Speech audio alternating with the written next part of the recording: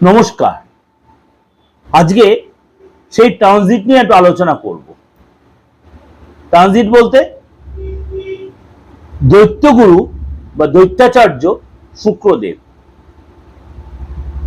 শুক্র হচ্ছে আমাদের লাক্সারিয়াস গ্রহ, শুক্র হচ্ছে আমাদের ডেভেলপের গ্রহ, সাকসেসের গ্রহ, গ্ল্যামারাসের গ্রহ, সৌন্দর্যের কারক গ্রহ, কোয়ালিটির গ্রহ এবং অল্প বয়সে উন্নতির গ্রহ।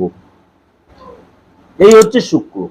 যদি আপনার শুক্র বার্থ চার্টে, হাতে, ফেসে, ফ্যামিলির ক্ষেত্রে, বাস্তুর ক্ষেত্রে শুক্র যদি ভালো থাকে, আপনার কিন্তু অনেকাংশে আপনি সবার থেকে একটু এগিয়ে রইলেন।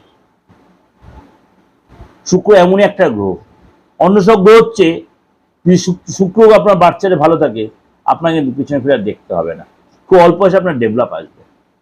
এই শুক্র এখন বসে রয়েছে আপনার বৃহস্পতির সাথে জুতি তৈরি করে।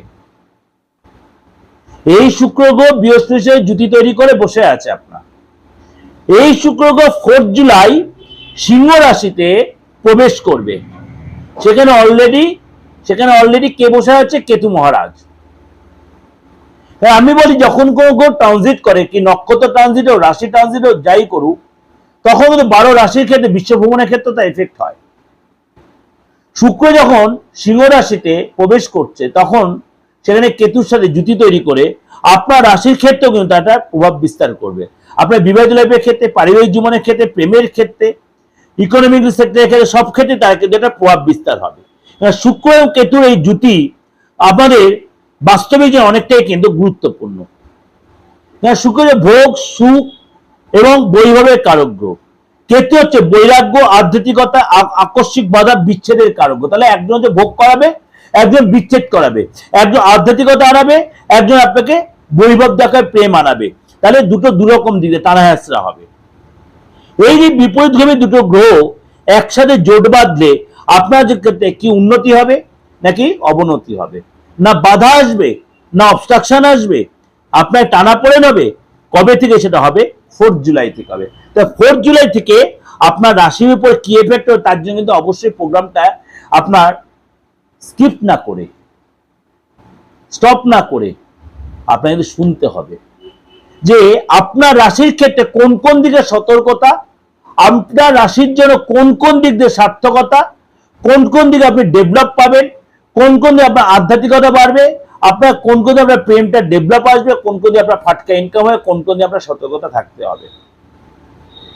শুক্র যদি কম্বাইন মানে যে খারাপ হবে এমন কোনো কথা নাই, এমন কোনো কথা। সুতরাং আপনাকে এই যে জুতি তৈরি হলো শুক্র কেতু, তার জন্য কিন্তু আপনার রাশির জন্য কিছুটা চ্যালেঞ্জিং, 4 রাশির জন্য চ্যালেঞ্জিং, 4 রাশির জন্য ডেভেলপিং, আর 4 রাশির জন্য মোটামুটি অ্যাজ ইউজুয়াল চলে যাবে। আলোচনা করি জোডিয়াক সাইনের তুলা রাশি। তুলা রাশির জাতক জাতিকাদের জন্য, আপনার জন্য এই যোগ যথেষ্ট শুভ বলে মনে করা হচ্ছে।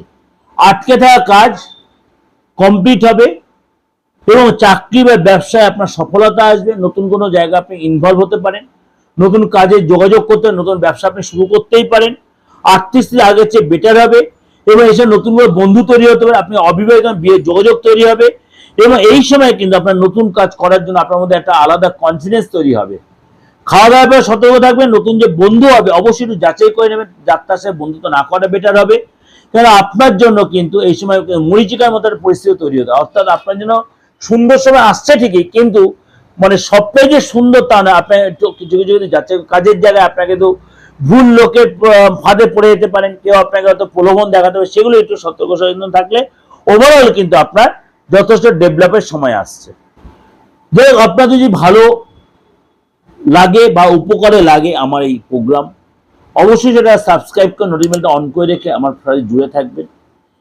প্রত্যেক দিন বা প্রত্যেকটা সময় নতুনত্ব প্রোগ্রাম দেওয়ার আপনাদের চেষ্টা করি, সেটা আপনার অনেকটাই উপকৃত হবেন এবং এর সাথে সাথে আবার মাসিক, সাপ্তাহিক লটারি বা আদার্স রাশিফলগুলো আপনি পাবেন। সেই জন্য কিন্তু আমার আরেকটা চ্যানেল দিগ্দর্শন, সেখানে আপনি অবশ্যই সাবস্ক্রাইব নোটিফিকেশনটা অন করে রাখবেন। ভালো থাকবেন, নমস্কার।